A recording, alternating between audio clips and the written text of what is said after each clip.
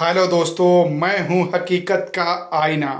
तो आइए एक बहुत ही प्यारा स्टोरी लेकर आया हूं, जिस स्टोरी का टाइटल है मेहनत का फल मीठा होता है। तो आइए जानते हैं। यह कहानी है मेहनत का फल की। जो व्यक्ति कड़ी मेहनत करके अपने काम को स्वयं करता है, वह व्यक्ति जीवन में हमेशा सुखी रहता है और संपन्न होता है। आलसी तथा दूसरों के भरोसे रहने वाला व्यक्ति हमेशा दुखी रहता है और उसकी पूरी संपत्ति धीरे धीरे नष्ट हो जाती है। तो चलिए कहानी को शुरू करते हैं। एक गांव में जमींदार था। उसके पास बहुत सारा धन था। 200 बीघा खेत, अनेकों गायें, 10-12 बगीचे और एक बड़ा सा तालाब आदि थे। अनाज से उसका घर भरा रहता था। बर्तन भर भर के दूध, दही, घी रहता था। 100 टोकरियां रोज बगीचे से फल आता था। तालाब में अनगिनत मछलियां थी। जमींदार के चारों तरफ से धन ही धन आता था। बगल के गांव के लोग भी उससे अनाज, फल, मछलियां आदि लेने आते थे। उसे किसी भी चीज की कमी नहीं थी। उसका जीवन एकदम आराम से चलता था। जमींदार का एक बेटा था, राम प्रसाद। जमींदार के मरने के बाद कामकाज का सारा जिम्मा राम प्रसाद पे ही आ गया था। राम प्रसाद को घर बैठे ही सारी सुविधा मिल रही थी, तो वह बहुत खुश था। कुछ दिनों बाद धीरे धीरे उसके धन में कमी होने लगी। अन्न भंडार खाली होने लगी। गायों का दूध कम हो गया। बगीचे से फल मिलने बंद हो गए। तालाब से मछलियां गायब होने लगी। अब राम प्रसाद दुखी और परेशान रहने लगा। धीरे धीरे उसकी तबीयत भी खराब होने लगी। उसके तबीयत के सुनने के सॉरी धीरे धीरे उसकी तबीयत भी खराब होने लगी। उसके तबीयत के सुनने, उसका हाल पूछने के लिए एक गुरुजी उसके घर आए। राम प्रसाद ने उनका बहुत अच्छे से स्वागत किया और सेवा में कोई कमी नहीं छोड़ा।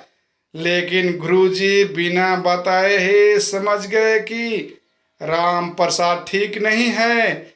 वह अंदर ही अंदर बहुत परेशान है और उसी वजह से बीमार भी पड़ा हुआ है। फिर भी उन्होंने राम प्रसाद से पूछा, क्या हुआ राम प्रसाद, सब ठीक तो है? तुम बहुत उदास लग रहे हो।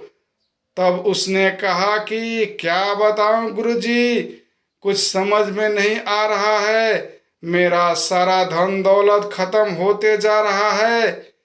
इसी के चिंता से मैं बीमार हो गया हूँ।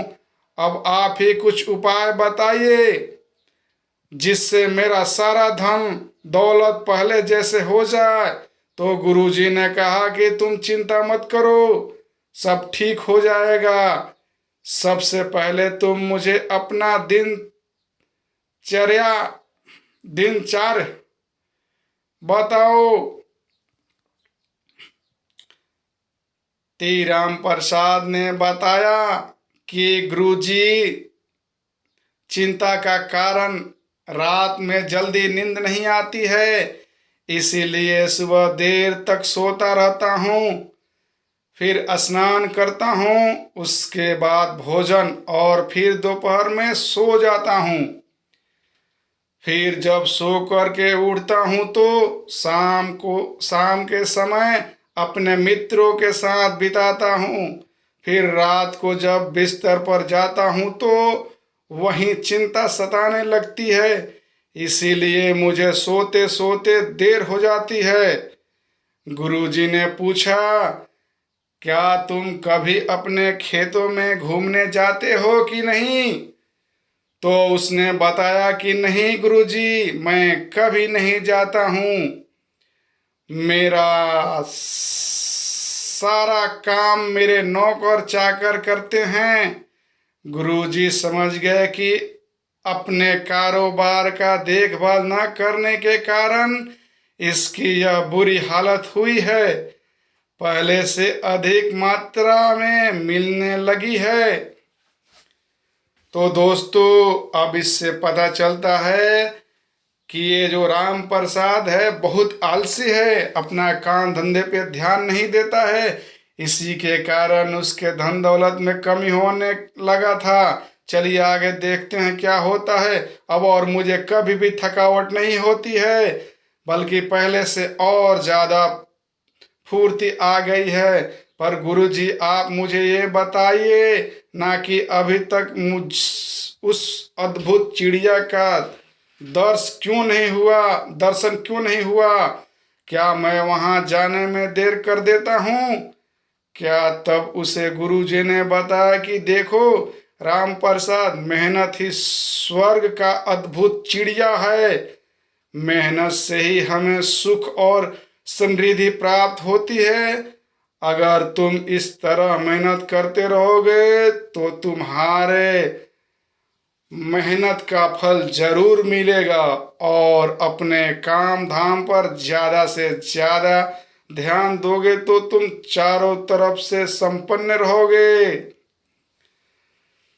कोई दुख बीमारी तुम्हारे पास नहीं आएगी और सुबह सुबह उठकर सूर्य की पहली किरण लेने से भी तुम्हारा शरीर स्वस्थ रहेगा और ऐसे ही धीरे धीरे तुम्हारे चेहरे पर चमक आ जाएगी। गुरु जी की कही हुई सारी बात राम प्रसाद को समझ आ गया और वह जान गया कि मेहनत करने से ही लक्ष्मी की प्राप्ति होती है। उस दिन से वह वैसा ही करने लगा जैसा उसको गुरुजी ने कहा था। इसीलिए कहते हैं कि मेहनत का फल हमेशा मीठा होता है। तो दोस्तों, मुख्तार के द्वारा बताई गई कहानी मेहनत का फल मीठा होता है तो कैसी लगी दोस्तों, कमेंट करके प्लीज़ बताइए। तब तक के लिए धन्यवाद दोस्तों, फिर मिलते हैं नेक्स्ट वीडियो में। अगर हमारे चैनल पे आप नए हैं तो प्लीज़ सब्सक्राइब कर दीजिए, बेल आइकन बटन को दबा दीजिए। चलिए, थैंक यू दोस्तों।